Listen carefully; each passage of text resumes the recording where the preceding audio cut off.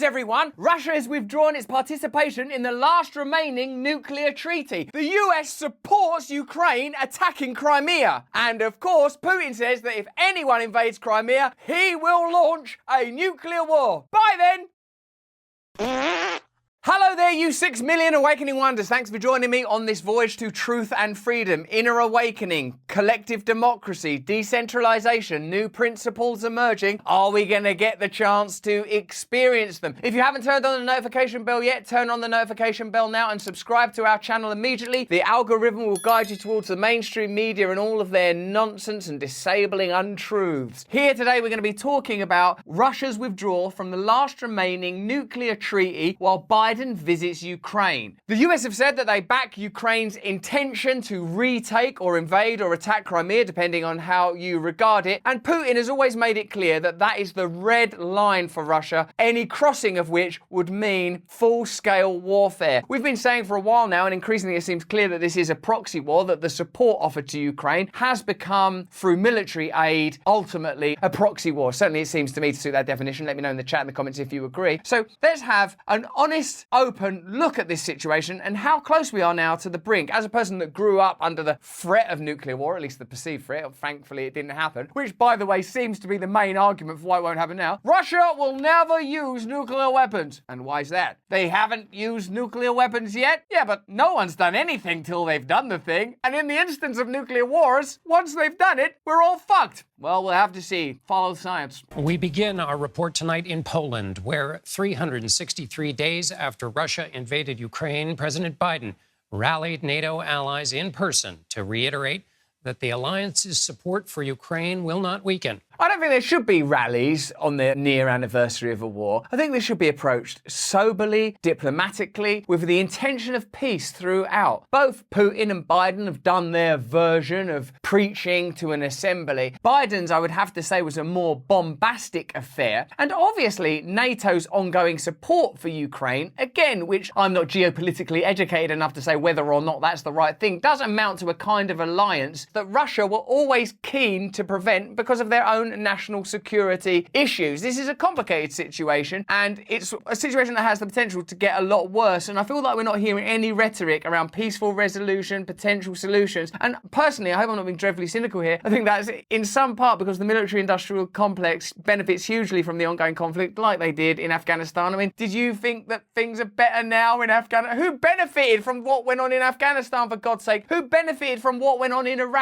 Who's benefiting from this stuff? Well, there are people, and they're the same people as are advocating for this war. And the subsequent reconstruction is obviously an advantage. So it feels to me like we need peace to enter this conversation. I know there are some people in other spaces advocating for it, and new alliances in the United States of America from people from libertarian backgrounds and traditional leftist backgrounds. And God knows those are the kind of alliances that are going to be required. I certainly don't think the only way we talk about this war is something that has to be prolonged, unrealistic expectations like Russia is somehow going to disappear, and bombastic, militaristic, celebratory rallies in Poland that don't take into account how complicated and how dangerous this is for everybody. But hours before President Biden's speech, Russia's Vladimir Putin escalated tensions with the U.S. and its allies. It's Vladimir Putin. He's escalating the tensions. All of this military aid and turning up in Poland and doing a light show. That's not annoying anyone. That's entertainment. Here we have a brilliant opportunity to look at how the mainstream media operates in real time. Biden and Putin are essentially doing the same thing. They're addressing supporters on the anniversary of a war, which seems like a weird thing to do anyway. Biden, he says, like, Biden is commemorating, consoling, helping.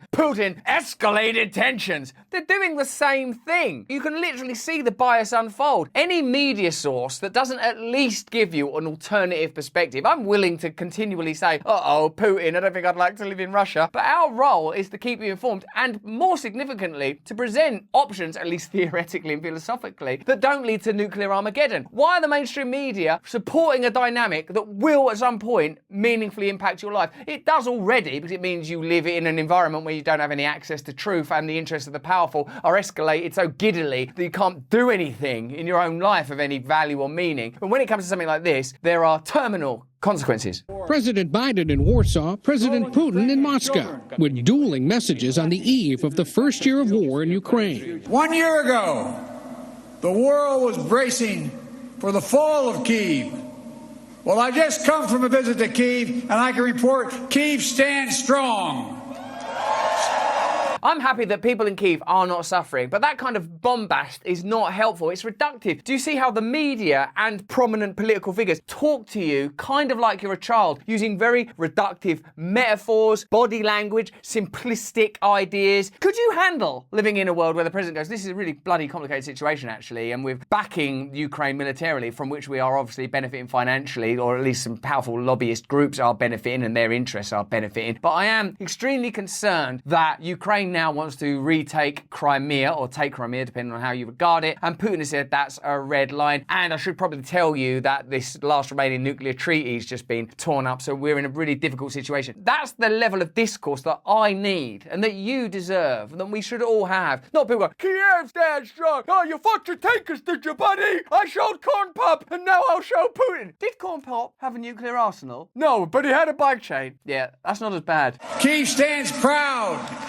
It stands tall. Tall? Oh, you don't need tall along strong and proud. Oh, it's nice and proud and strong, but it's a bit too low, isn't it? It's just saying stuff now. He's trying to do a Trump-style ad-lib and it's not working. And most important, it stands free. Is it free, or is it tied into terrifying contracts with BlackRock in the post-war reconstruction? Is it going to be taking IMF loans? It doesn't stand free. It stands in alignment with US hegemonic interests. That's what this is all about. The media are supporting that. It's sort of dazzling that we would play brinkmanship in such a high-stakes game. I get nervous all the time if I pull out in traffic. They're messing with the future of the entire planet, which, by the way, when it comes to climate change, they all claim to love, when they can lock you down and control your movement and surveil you and control your data and get your biometrics. But flirting with nuclear Armageddon, they're talking about it like it's a very simple thing. Strong, tall, long. It's not toilet roll. This is not lavatory paper. This is a war that might decide the future, or lack thereof, of our whole planet. Thousands of Polish citizens, Ukrainian refugees, and American diplomats and aid workers gathered to see the president,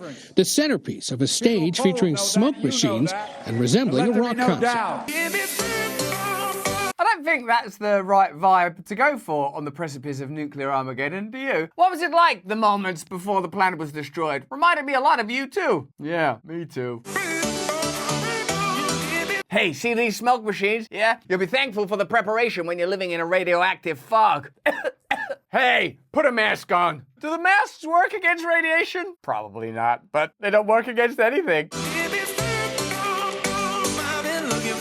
Stop reducing nuclear wars to entertainment. Hours earlier, Putin's national address was delivered to a room full of loyalists. Oh, this is propaganda, though, what Putin's doing. We're much too discerning and clever to fall for this crap that Putin's doing. That's a room full of loyalists. He's escalating tensions. Not like Biden. He's got a smoke machine. He did a jittery walk on his way out to the stage. This is much better. Biden is honest. He doesn't represent a bunch of concealed interests that benefit from a situation that's detrimental to nearly everyone else, including and especially the Ukrainian people. Putin. Boo, boo. Did you hear he shot himself once? He claimed the West is responsible for fueling the Ukrainian conflict. What an outrageous claim after the 2014 coup, the ongoing infringement of former Soviet Union borders, the supporting of deep state actions on that bridge in Crimea, the endless supply of weapons. He's a conspiracy theorist, that Putin. Putin also announced he's suspending participation in the last remaining nuclear arms reduction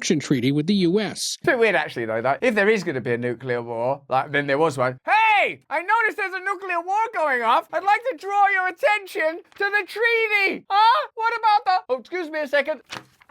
Treaty! In order for us to be able to convey these kind of complex truths to you with a mainstream media that's against us, with an algorithm that's not our friend, we have to have relationships with sponsors and partners. I know you understand that. Here's a word from me talking about them right now. Stay with us, though. Without our sponsorship partners, we can't continue to bring you the groundbreaking, establishment-attacking, truth-telling content that we love to make for you and that helps nourish us all. Now, you know about big tech. They think they can decide for everyone what's true and what's misinformation. Question something on YouTube and you'll get deplatformed quick, fast. We might not all have $44 billion to buy up tech companies and then reform them from the inside, turning up with a kitchen sink on day one, but for less than $7 a month, you can fight back against the tyranny of big tech like I do. This is how I do it. I don't know how you're doing it. I use ExpressVPN. How do you think big tech companies, like all your favourite social media sites, make all their money?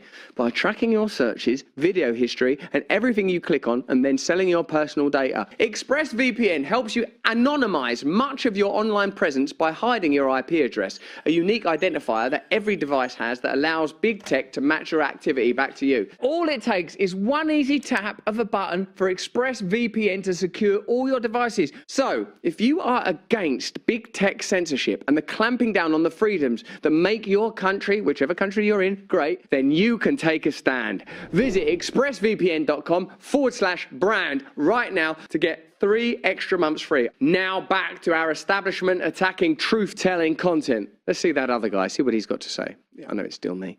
Now Joe Biden's going to give us some insights into the complexity of geopolitical negotiations on the brink of war. Autocrats only understand one word: no, no, no. Technically that's 3 words, or at least 1 word said 3 times. It's also not a good negotiating tactic. No, no, no. Well, I'm gonna tear up this treaty. No. I'm gonna set off this nuclear bomb. No. Well, I actually am. Corn Pop? We beat Big Pharma this year? Hunter? And I'll repeat tonight what I said last year in the same place.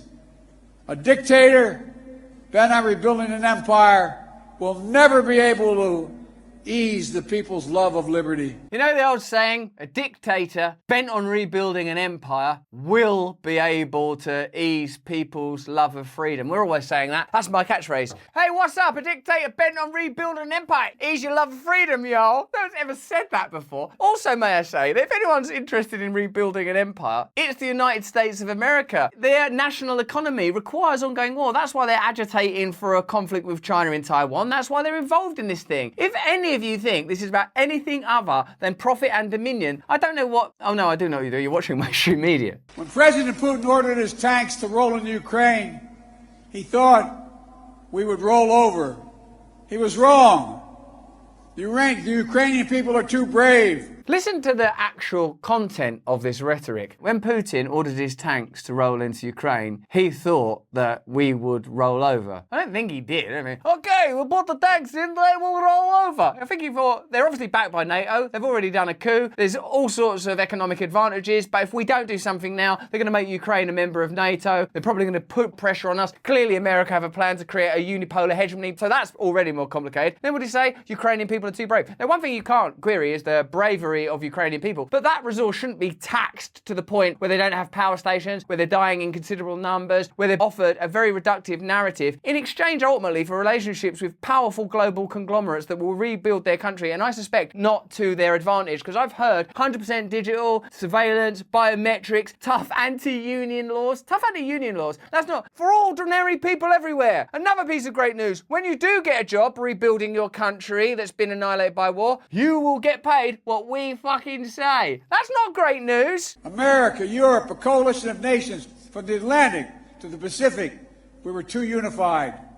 Democracy was too strong. Democracy is so strong, the democracy just, the democracy is so strong. What bit of democracy? The will to reward massive contracts to the military-industrial complex and for BlackRock to rebuild after the war. It's just too strong. That bit, if you decode it, is true. This is Stephen Kinzer from Responsible Statecraft. In the halls of political power in Washington, Ukraine has become an almost mystic idea. It's less a geographic place than a cosmic place where a decisive battle for the future of humanity is unfolding. The war is seen as a glorious chance for the United States to bloody Russia and to show that though the balance of world power may be shifting, we still rule. America's explosion of passionate love for President Volodymyr Zelensky of Ukraine was the triumph of an irresistible media campaign. He was presented as freedom's new global hero. Overnight, his image popped up in shop windows and on internet sites. In the opposing corner is another caricature, President Vladimir Putin of Russia, portrayed as epitomizing all vile and degenerate qualities. He fulfills our need to focus hatred not onto a country or a movement or an idea, that's too diffuse, but onto an individual. For years we revelled in our moral superiority over colourful nemesis like Castro, Gaddafi and Saddam Hussein. Putin fits perfectly into this constellation. Having such a cartoonishly wicked enemy is almost as reassuring as having the saintly Zelensky as an ally. Soon after the war broke out last year, Congress voted to appropriate $40 billion in aid to Ukraine. What was astonishing was not just the size of the package, but the fact that every single Democrat Democrat, voted for it. Only 11 senators and 57 House members, all Republicans, were opposed. The press applauded. This is a campaign that from the beginning has been propagandized, unilaterally supported, and presented by the mainstream media as a moral crusade. The alternative view has not been discussed anywhere in mainstream media as far as I understand it. No country that is at war, directly or by proxy, encourages debate over whether the war is a good idea. The United States is no exception. Abraham Lincoln and Woodrow Wilson jailed critics of the wars they waged. Some opponents of the Vietnam War were prosecuted. The ghostly absence of debate over our involvement with Ukraine marks the latest victory of official narrative shaping. The Cold War was arguably the most powerfully developed narrative in modern history. For years, Americans were told to believe, and did believe, that they were mortally threatened by an enemy that could attack at any moment, destroying the United States and ending all hope for meaningful life on Earth. That enemy sat in Moscow. That's the narrative that if you're my age, you grew up under. An expectation that it was possible there'd be a nuclear war. There's an innocent period, I'm speaking biographically, where you're 7 or 8, and then you find out there's this thing called nuclear war, and then you start to understand what that narrative is. I now, reading this stuff, wonder if that was similarly being used to advantage the interests of the powerful, because I had an understanding of it. Like when I was a kid, I was like, oh, why do Irish people bomb our country? Oh, this thing happened where we tyrannised them. Oh. You have to really educate yourself not to be just blinded by these kind of immersive media experiences that do not allow nuance and ultimately at this point do not allow truth. By then, Americans were already accustomed to seeing Russia as an incarnation of the other, the force of barbarism that always threatened civilization. As far back as 1873, an American cartoonist depicted Russia as a hairy monster vying with a handsome Uncle Sam for control of the world. You think that sounds ridiculous, but then when you watch Biden's speech, that's exactly the same thing that's happening rhetorically. Putin thought we'd roll over. He's a baddie. He didn't know how brave Ukraine was. Again, I'm not saying Ukraine aren't brave and that it isn't disgusting that they're suffering in the way that they are and that they should have humanitarian aid and most of all a peaceful resolution quickly reached. But this kind of reductivism, this kind of stupidity, we laugh at it when we hear of like historically, oh, handsome Uncle Sam and a hairy monster. Well, it's still happening. That archetype resonates across generations. Like most populations, Americans are easily mobilized to hate whatever country we are told to hate. If that country is Russia, we have generations of psychic preparation. Politicians in Washington may be forgiven for jumping on the Ukraine war path. They presume that voters who have more pressing concerns will not punish them and that arms makers will richly reward them. Less pardonable is the attitude of the press. Rather than play its putative role by posing uncomfortable questions, it has largely become the chief cheerleader for the official Ukraine narrative. An aspect of the woke movement that I think is good is the reanalyzing and revising of history. When it comes to, oh wow, it turns out that we shouldn't have been doing that in India, our country, or oh wow, look at how we might be regarded around the world as a result of our actions, which were carried out usually as a result of imperialist interest. It's happening now. We're doing it now. Don't worry about going back and changing history. Change now. Almost all battlefront reporting is from our side. We read an endless flood of stories about Russian atrocities and other outrages. Many are no doubt accurate, but the imbalance in reporting leads us to presume that the Ukrainian army commits no war crimes. A report by Amnesty International about Ukrainians' use of human shields in battle was met with outrage and condemnation. The message is clear. Justice is on one side, so reporting from the field must reflect that. Many who write about this conflict seem to believe, as their predecessors did during the Cold War, that the US government is a team, and the press has its role in assuring victory for our team. The view is death for journalism. The press should not be on anybody's team. Our job is to challenge official narratives, not mindlessly amplify them. That is the difference between journalism and public relations. And I guess that is the shift we've seen in the last 20, 30 years. Certainly the advent of the information age has curiously meant that dominant media organisations have had to get in line with other power structures whose interests they broadly share, rather than delving into the nuances and complexities that an issue like this presents. And then when it comes to talking about spaces like this, us, Joe Rogan, Breaking Points, even people you disagree with across, Jimmy Dore or people on the right, Tim Paul, they're conspiracy theorists, they're idiots. When in fact what we're trying to do is analyse and communicate and respectfully disagree with alternative views. For those of us who were war correspondents in an era when conflicts were reported from various perspectives, the one-sidedness of reporting about Ukraine is most striking. I covered Sandinistas and Contras, Serbs and Croats, Turks and Kurds. Those experiences taught me that in conflict no one side has a monopoly on virtue. Today Americans are being told the opposite. We are fed a childlike narrative in which all virtue is on one side and all evil on the other. The unwillingness of most war correspondents to cover the Ukraine war from both sides is reflected on editorial and op-ed pages. No major newspaper appears to pose fundamental questions about this war. Is Putin Putin justified in not wanting enemy bases on his border? Should we contribute to the death of thousands in order to make a political point? Did we help provoke the war? How much of Ukraine's army is pro-Nazi? Why does it matter to the United States where the border of Donbass is drawn? Should we consider Ukraine's reputation as one of the world's most corrupt countries before sending it huge amounts of aid? Is this conflict really a titanic showdown between democracy and autocracy, or just another European brush fire? These are all vital questions that journalistic integrity demand be answered, and these are the areas of inquiry that we've been interested in. Let us know in the chat if these are questions that interest you and what you think the answers are. Even as the United States sinks more deeply into the Ukraine war, these questions are deemed impolite to ask. The stifling consensus that binds our political parties and media prevents thoughtful debate. One of the worst results of the Ukraine war is already clear. It has led to a new closing of the American mind.